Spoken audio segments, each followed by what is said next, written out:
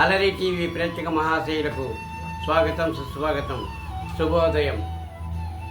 ఆధ్యాత్మిక భక్తి ప్రసంగాలు సజ్జన సాంగత్యంలో భాగంగా ఈరోజు మనం చెప్పుకునే అంశం దయగల హృదయమే భగవన్ నిలయము. భగవంతుడు ఈ సృష్టిని సృజించినప్పుడు లోకంలో 84 లక్షల జీవరాశులను సృష్టించాడు. అందులో మానవ జన్మ ఉత్తమోత్తమైనది. ఎన్నో పుణ్య పురస్కారాలు మనం చేసుకోంటే కానీ ఈ మానవ జన్మ మనకు లభ్యం కాదు. ఇతర జీవరాశులకు మనకు భేదం, వాటికి మాటలు రావు, జ్ఞానం లేదు. మనకు భగవంతుడు మాటలు ఇచ్చాడు, మనసు ఇచ్చాడు, మనకు జ్ఞానము ఇచ్చాడు. మనకు లభించిన ఈ అదృష్టాన్ని మనల్ని సృష్టించిన భగవంతుని యొక్క నామాలను, ఆయన నామస్మరణను సంకీర్తనలు చేస్తూ మనం స్తుతించాలి. అదే మానవ జన్మకు ఉత్తమోత్తమైన మార్గము. అయితే మనము ఇతర వాటిపైన దృష్టి సారిస్తామే కానీ భగవంతుని పైన ఏనాడు దృష్టి సారించకపోవడం అది మనకు చాలా బాధాకరము. దైవము మానవ రూపంలో అవతరించు ఈ లోకంలో, దైవము మానవ రూపంలో అవతరించు ఈ లోకంలో, దీనుల హీనుల పాపుల పతితల ఉద్ధరించగా యుగ యుగాలలో, దైవం మానవ రూపంలో అవతరించు ఈ లోకంలో అంటూ భగవంతుడు ఈ లోకంలో పాపులను, పతితులను, దీనులను ఉద్ధరించేదానికి ఆయా యుగాలలో ఆయా అవతారాలు ఎత్తి భక్తులను, సాధుజనులను సంరక్షించాడు. అందులో ప్రధానమైనది భగవంతుని హృదయం ఎక్కడరా ఉంటుందంటే, భగవంతుని యొక్క నివాసం ఎక్కడ ఉంటుందంటే దయగల హృదయంలో భగవంతుడు కొలువై ఉంటాడు. దయ, కారుణ్యం, ప్రేమ, అందరినీ సమత్వం కలిగి అందరినీ ప్రేమించడం. అలాంటప్పుడు అలా ఉండగలిగిన వాళ్ళే ఈ లోకంలో ఎంతోమంది ఉన్నారు. వాళ్ళ హృదయాలు భగవంతునికి నిలయాలు. మనము ప్రతిరోజు వ్రతాలు, దీక్షలు, నోములు, ఇలాంటి అభిషేకాలు, ఇలాంటి పూజా కార్యక్రమాలు ఎన్నో చేస్తుంటాము.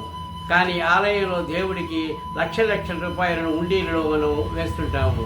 కానీ సమాజంలో మన వెలుగులు వచ్చాక చూస్తే పక్కవాడికి తినేదానికి ఆహారం ఉండదు, తాగేదానికి నీళ్లు, కనీసం వాడు అమ్మా భిక్షం దేహి అని అడిగితే మనం వాడిని పట్టించుకోము. నీళ్లు అడిగిన వాడికి దాహార్తి తీర్చము. కానీ భగవంతుడు ఆలయాలలో రాతి రూపంలో ఉన్న విగ్రహంలో మనం చూడకూడదు. భగవంతుడు కారుణ్యం, ప్రేమ, దయ ఎక్కడుంటాయో అక్కడ ఉంటాడు. అందుకే మన పూర్వీకులు, అవతార పురుషులు, అవధూతలు మనకి ఏం చెప్పారంటే, దయ ఎక్కడ ఉంటుందో అక్కడ దేవుడు ఉంటాడు. కాబట్టి పక్కవారిని ప్రేమించండి, సమాజంలో అన్ని జీవరాశులను ప్రేమించండి, పశుపత్యాదులను ప్రేమించండి అని మనకు తెలిపారు. బుద్ధుడు కూడా వాళ్ళ తండ్రి గారు ఆయన పుట్టినప్పటి నుంచి ఆయన మహారాజులాగా ఒక భవంతిలో ఆయన పెంచి పోషింపబడ్డాడు. చివరకు పెళ్లి చేసుకున్నాడు.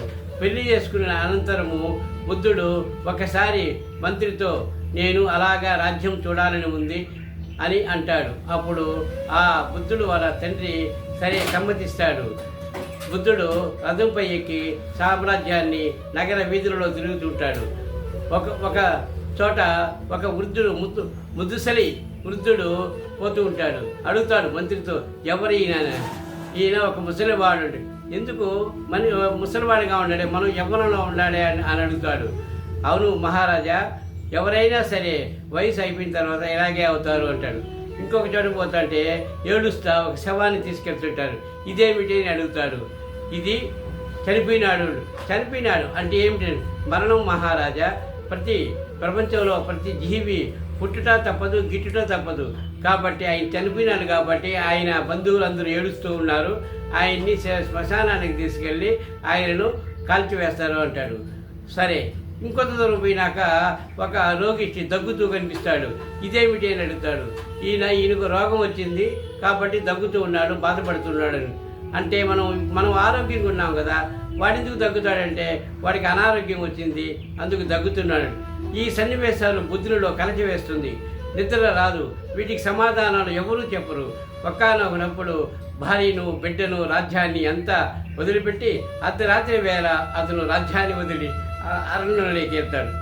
అరణ్యంలో పోయి పోయి పోయి పోయి ఒక మధ్యలో అంటే ఒక వటవృక్షం కింద, బోధి వృక్షం కింద తాను పద్మాసనుడై ఆసీనుడై తపస్సు చేస్తాడు, ధ్యానం చేస్తాడు, యోగం చేస్తాడు. ఆ యోగము 1 సంవత్సరం కాదు, 11 సంవత్సరాలు అతను ఏకదాటిగా కూర్చున్న చోటే ఉంటాడు. కానీ ఇంకా విసుగొచ్చి అతనికి ఎటువంటి సమాధానం రాకపోవడంతో ఇంకా మన ప్రశ్నలకు, మన అనుమానాలకు ఎవరు తీర్చలేరని లేస్తుండగా అశరీరవాణి పలుకుతుంది గౌతమ బుద్ధుడిని. ఇంకా 1 ఏడాది పాటు నువ్వు ధ్యానం చెయ్యి, నీకు అసలు విషయం తెలుస్తుంది అంటాడు. సరే, 12 సంవత్సరాలు, 11 సంవత్సరాల తర్వాత ఇంకొక సంవత్సరం చేస్తాడు. 12 సంవత్సరాలు పూర్తి కాగానే అతనికి భగవత్ సాక్షాత్కారము, వెలుగు వస్తుంది. ఆ వెలుగే జ్ఞానంగా ఇతను మారుస్తుంది. గౌతమ బుద్ధుడుగా మారుతాడు. బుద్ధుడు అప్పుడు సత్యం వద, ధర్మం వద, సంఘం వద అంటూ తన శిష్యుని తోడుకుని అతను అంతటా ఈ బౌద్ధ మతాన్ని ప్రచారం చేస్తాడు. అలాగే దయగల హృదయవి భగవన్నివే అని చాటుతాడు.